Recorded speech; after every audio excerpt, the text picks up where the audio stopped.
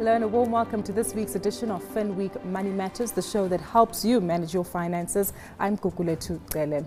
Well, in today's show, we take a look at the art of street fashion and how we can foster entrepreneurial spirits in South Africa and abroad. Clicks Group has seen a jump in its share price over the last year, despite the current economic climate in South Africa. And we'll also take a look at how financial education can change investor behavior. That and more coming up in the next 30 minutes, but we want to hear from you. So send us your comments or feedback to moneymatters@abn360.com. But next up, let's take a look at the trend of the week.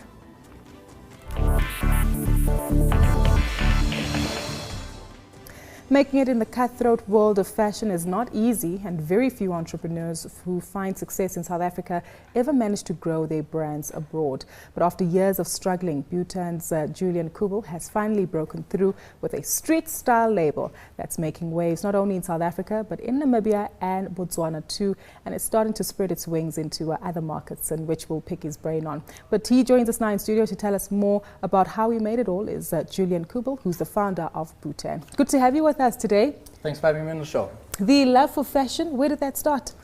Well, that's way back. When I was still in school, so about 2000, 2001, I was playing around on Paint, Microsoft Paint, and came up with a silly little design, and I decided to put it on a t-shirt. I always wanted to have something different to my peers. So what I did is I bought one of those iron-on kits. I actually brought my first ever t-shirt. Please show it, lift it up and show us what it looked like. This is my first creation, made in Microsoft Paint with the iron-on kit, and I wore it proudly. And at school, people started noticing. I was like, oh, what's this? And I said, no, I made my own t-shirt. So then I thought, well, how about building a little business around this? So I did a bit of research, found out where I could buy wholesale t-shirts, where I could have woven labels made, all of that, and I put together a budget, and it came to about 2,000 Rand to make my first 20 t-shirts. So I approached my dad. I pitched the idea, and he said, okay, cool, if you're serious about this, I'll give you the money. You obviously have to have a payment plan to pay it back.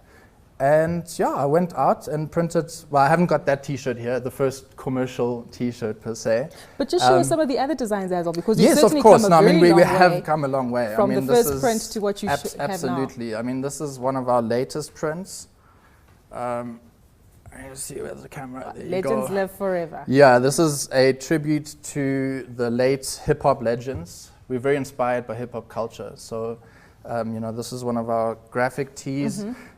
Very inspired also by African culture. This is, a lot of people might realize what this is. This is inspired by the Siena Marina, the Basotho blankets. Exactly. Yes.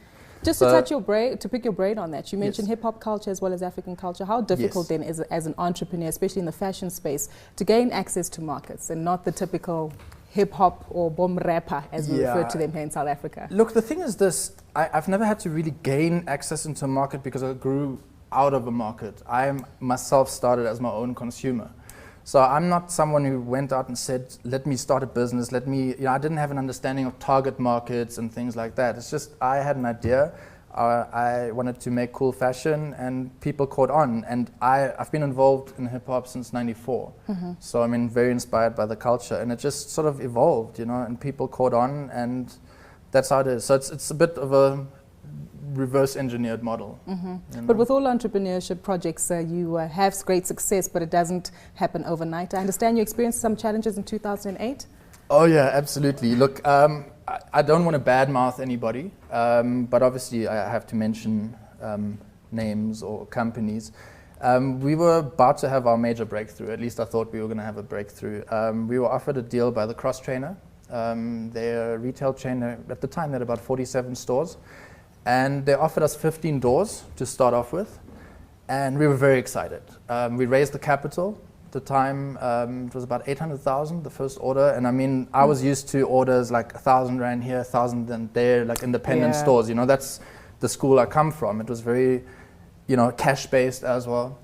And suddenly there was this big order. So I raised the capital, we delivered, and things were going fairly well. And 4 months later, they just decided to kind of drop us. And it was a 30-day agreement, but it's business, you know. But then what lessons do you learn from that? Because those are challenges that other huge entrepreneurs lessons. go And I through. must tell you, it's interesting that I actually don't regret it. I'm actually glad it happened because Really? it taught me so much. It taught me also that, you know, you need to plan properly, grow your business organically, as opposed to trying to go too big from here to there.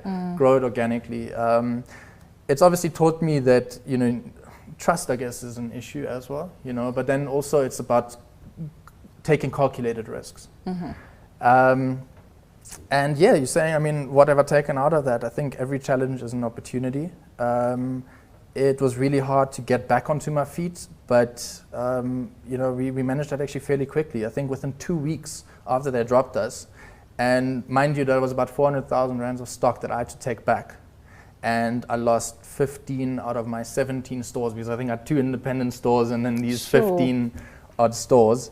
Within 2 weeks, we managed to find another retailer, and they've stuck by us, and we've stuck with them for the past years now, past 4 years. That's Shesha. It's a small retail chain. They've got 7 stores. We also in a lot of independent stores. We also now on spree.co.za, so it spreads quite a bit. Let's talk about that, because I understand that you also have operations on other parts of the continent, Botswana and Namibia, if I'm not mistaken, and things could be heating up in the US. Yes, while we don't have operations there per se, we've got retail outlets that we are supplying. So, you know, our brand has reached, actually Africa-wide, there's been a lot of interest. We've also got interest from Nigeria. People want to retail it there. And then you mentioned New York. We've been invited to a trade show in New York. In fact, 2 trade shows. There's one in Miami in January and one in New York in July next year, called The Agenda.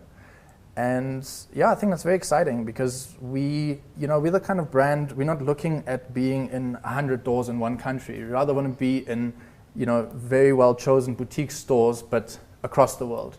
Niche markets. And yes, absolutely. And there is that appeal. I mean, we've seen a lot of interest from outside of South Africa and outside of Africa. So very exciting. Julian, prospects. we certainly wish you all the best and look forward to keeping in touch with you with regard to the progress made. Thank you for your time. That was Julian Kubel, who's the founder of Butan. Well, time now for a quick look at our Finweek Killer Trade.